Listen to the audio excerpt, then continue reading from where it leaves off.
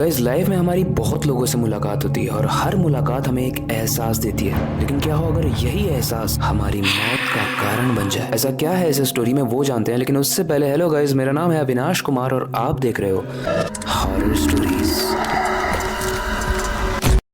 ये कहानी एक जापान के लड़के की है। उसकी लाइफ बहुत सिंपल थी। दिन में कॉलेज और शाम को लाइब्रेरी में वो अपने असाइनमेंट सॉल्व करता था और इसी में उसका पूरा दिन निकल जाता था। लेकिन एक बार असाइनमेंट कंप्लीट करते वक्त उसकी लाइब्रेरी में आग लग गई और समय इतनी तेजी से निकला कि रात के 12 बज गए। जैसे ही उसकी नींद टूटी वो तेजी से अपने घर की तरफ निकला। वो बस जल्दी से जल्दी अपने घर पहुंचना चाहता था। तभी उसे एक शॉर्टकट दिखा, लेकिन ये एक ऐसा शॉर्टकट था जहाँ से निकलने के लिए मना किया जाता था। इस शॉर्टकट पर जाने से पहले वो लड़का देखता है कि यहाँ पर बहुत सुनसान है। बहुत ही ज्यादा डरावने तरीके का लग रहा है ये शॉर्टकट, बट फिर भी क्योंकि उसके पास कोई ऑप्शन नहीं था, उसे जल्दी से घर पहुंचना था, वो इस शॉर्टकट को लेता है।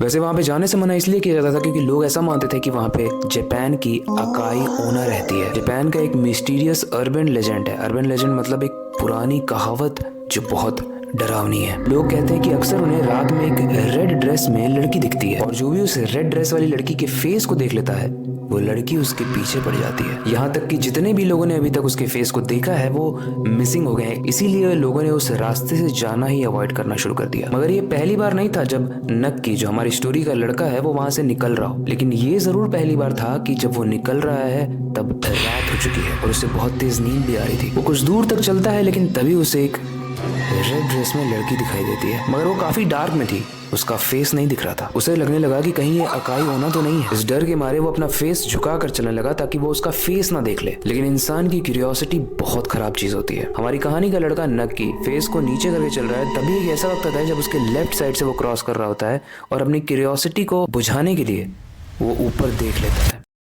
और जैसे ही वो ऊपर देखता है उसके होश उड़ जाते हैं। जो फेस देखता है वो बहुत ही भयानक और अजीब था। इतना ज्यादा वाइट और पेल फेस उसने आज तक अपनी जिंदगी में कभी नहीं देखा था। उसके फेस को देखते ही वहां से बहुत तेज से भागा, अपने घर पहुंचा, लेकिन पूरी कोशिश करने के बाद भी वो उस लड़की को अपने दिमाग से निकाल नहीं पा रहा था। उस फेस को अपने दिमाग से निकाल नहीं पा रहा था। कुछ दिन बाद वो अपने ओल्ड रूटीन में तो चला जाता है, लेकिन उस लड़की को अपने दिमाग से निकाल नहीं पाता है। उसे हर बार हर समय ऐसा लगता है कि उसके साथ कोई है। एक प्रेजेंस फील होने लगी थी उसे। ऐसे ही एक रात जब वो बेड पे सो रहा था तो उसे ऐसा लगता है कि उसका ब्लैंकेट किसी ने बहुत तेज से नीचे खींचा।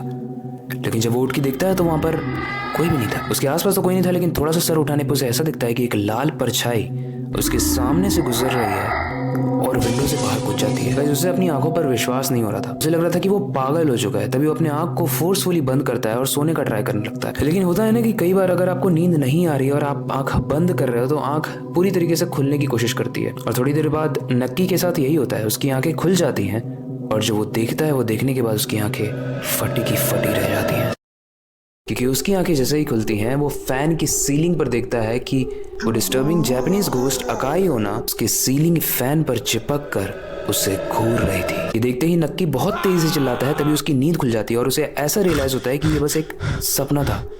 वो थैंक गॉड कहता है और अपना दिन वापस से शुरू करता है। लेकिन समय के साथ ये एक्सपीरियंस, ये टॉर्चर और ज्यादा बढ़ने लगता है नक्की के साथ। उसे ये डर था कि जिस तरीके से बाकी के लोग गायब हुए हैं जिन्होंने भी अकाई ओना को देखा है, वैसे ही कहीं नक्की भी गायब ना हो जाए। एक रात वो डीप थिंकिंग में था, तभी उसका गेट खुलता है और जैसे ही वो गेट खुलता है वहां से कोई आता नहीं है, बस अपने आप गेट खुल रहा है। जैसे ही नक्की वहां पर जाके खड़े होता है वो देखता है कि बस हवा तेजी से चल रही थी। गाइस हवा चलना तो नेचुरल था, लेकिन अब जो होने वाला था वो नेचुरल नहीं था। नक्की डर के मारे अपने दोस्त को कॉल करता है, उसे पूरी स्टोरी समझाने लगता है। तभी अचानक से नक्की एकदम चुप हो जाता है क्योंकि उसके नेक पर किसी के हाथ की प्रेजेंस फील हो रही थी। और सिर्फ हाथ की नहीं, उसे इनफैक्ट सांस लेने की भी आवाज आ रही थी बहुत बुरे तरीके से। वो समझ जाता है कि उसके पीछे कोई खड़ा है। अब क्योंकि नक्की की इतनी हिम्मत नहीं है कि वो डायरेक्टली पीछे मुड़ के देखे, तो वो सामने वाले मिरर में थोड़ा सा टिल्ट होके देखता है तो उसकी दिमाग फट जाती है, क्योंकि गाइस वो देखता है कि अकाई ओना